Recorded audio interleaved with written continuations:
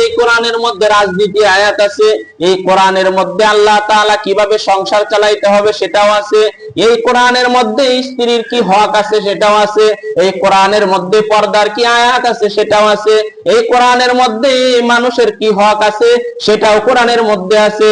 এই কোরআনের মধ্যে এমন কিছু আছে যে বোনের হক কতটুকু পাবে, ভাই তার ওয়ারিস কতটুকু পাবে, এইটাও বন্টন আল্লাহ তাআলা করে দিয়েছেন। এই কোরআনের মধ্যে আল্লাহ তাআলা পৃথিবীর সব জ্ঞানকে আল্লাহ তাআলা ঢুকায় দিয়েছেন, বলেন সুবহানাল্লাহ। এই পৃথিবীর মধ্যে যত জ্ঞান আছে সবকিছু আল্লাহ তাআলা, সবকিছু সার নির্যাস আল্লাহ তাআলা কোরআনের মধ্যে দিয়ে দিয়েছেন।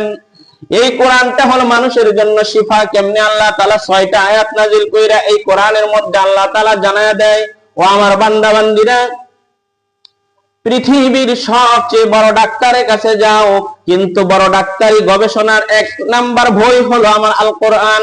এই কোরআনের মধ্যে একটা সূরা তিলাওয়াত কইরা শরীরে ফু দিবা, পুরা শরীরের মধ্যে যত রোগ আছে সব রোগ আমি আল্লাহ তাআলা মুক্তি দিব, বলেন সুবহানাল্লাহ।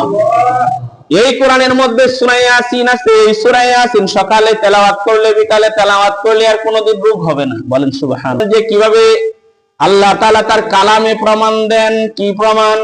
আল্লাহ সূরা বনী ইসরাঈলের 82 নম্বর আয়াতে আল্লাহ তাআলা বলেন, ওয়া নুনাজ্জিলু মিনাল কুরআনি মা হুয়া শিফাa'un ওয়া রাহমাতুল লিল মুমিনিন। যারা রোগী তাদের জন্য সুচিকিৎসা, বলেন সুবহানাল্লাহ। মা হুয়া শিফা, এই কোরআনের মধ্যে যা আছে যারা রোগী তাদের জন্য শিফা, ওয়া রাহমাতুল লিল মুমিনিন, আর মুমিনদের জন্য রহমত, বলেন সুবহানাল্লাহ। মুমিনদের জন্য রহমত। এই কোরআনে কারীম সূরা ফাতিহা পড়া যদি শরীরে ফু দেওয়া যায় রোগ ভালো হয়ে যায়, মাথা ব্যথা ভালো হয়ে যায়, বলেন সুবহানাল্লাহ।